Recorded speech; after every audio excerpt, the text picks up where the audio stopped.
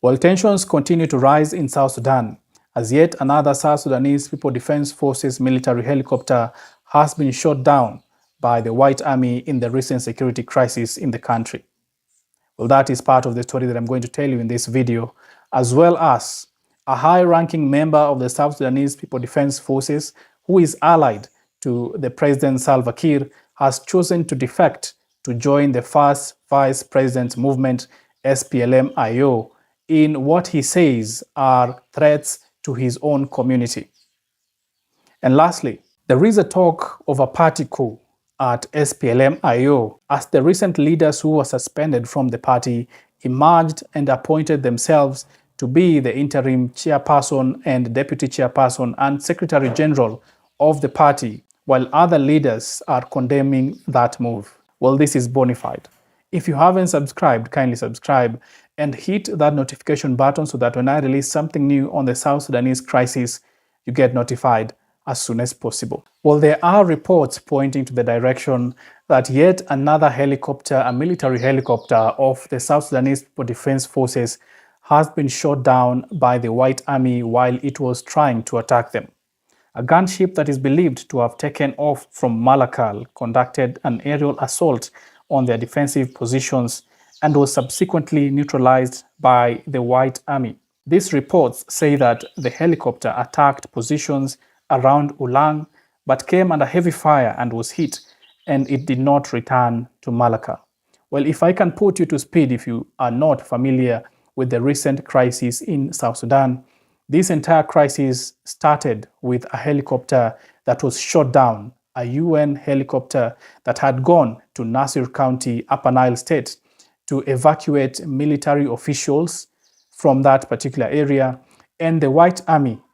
shot down that helicopter, leading to the loss of lives of about 27 soldiers and a general who was part of the people who were supposed to be evacuated. Now, that crisis has since led to the arrest of the first vice president because the government believes that the White Army is under the directions of the first vice president. According to the White Army, they say that they are defending their community, and according to the statement by the first vice president, he said that there was some kind of disarmament, and this disarmament was supposed to be conducted in coordination with the leaders of that particular area. That the government of the day wanted to conduct disarmament without the consultation of the leaders of that particular area, and that is why the people in that area were hostile to the government officials who tried to conduct that particular disarmament. And the disarmament that we are talking about here is part of the reunification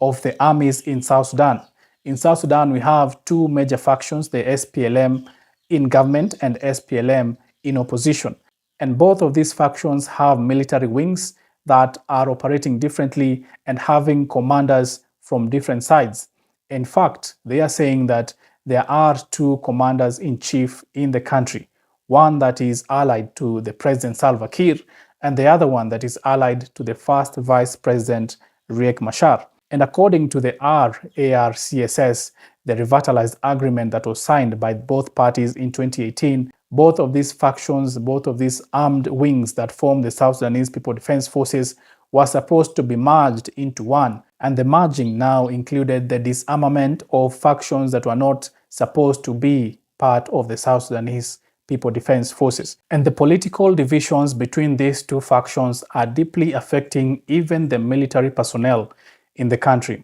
as it has been reported that a senior South Sudanese People Defense Forces commander has defected from the military's 1st Infantry Division in the border town of Rank, and he cited that the targeting of his ethnic Nuer community amid rising political tensions in the country. Well, Brigadier General Gatjiach Chuong, a former operations commander of the 1st Infantry Division, noted that the tensions had taken on an ethnic dimension, and that is why he chose to defect. Well, according to the Brigadier General who has defected from the government-affiliated group to now the opposition, He says that there were changes in Nasir County and the Upper Nile State after the incident that happened in Nasir County when the White Army attacked the South Sudanese People Defense Forces with the UN helicopter. He says that there have been a lot of changes, and the changes that have been effected by the government order from above have been that one ethnic community has been disadvantaged in positions and placements, and they feel as if they are not part of the entire South Sudanese People Defense Forces. And that is why the Brigadier General chose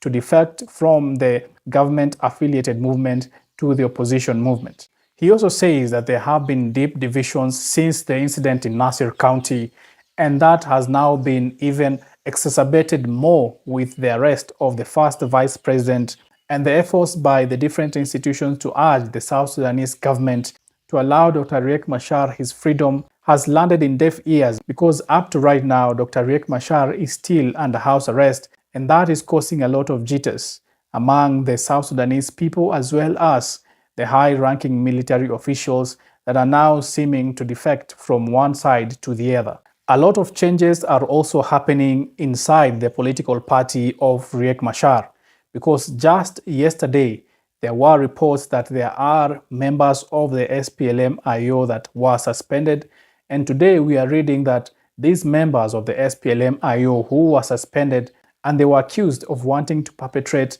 a coup in the party to impose another leader of the SPLM-IO. Today they came out and they reported that there is a new interim leader of the SPLM-IO, and as per them, Stephen Parkwall is now the interim chairman, Lasuba Wango as the deputy interim chairman, and Agok Makur as the secretary general. These were the people who were suspended by the party, and now they are forming a new faction in the party. They're saying they are the original SPLM-IO and that they don't want to listen to any other person, and that if Riek Machar will be released, they are ready to relinquish their seats for Riek Machar to continue to be the president of the SPLM-IO. That is a huge announcement, because this is a party that has the allegiance of a military. The military wing of the SPLA-IO is under the SPLM-IO, and that now is causing a lot of tension in the country. Well, I will continue to keep you updated of the latest of what is happening in South Sudan regarding the South Sudanese crisis.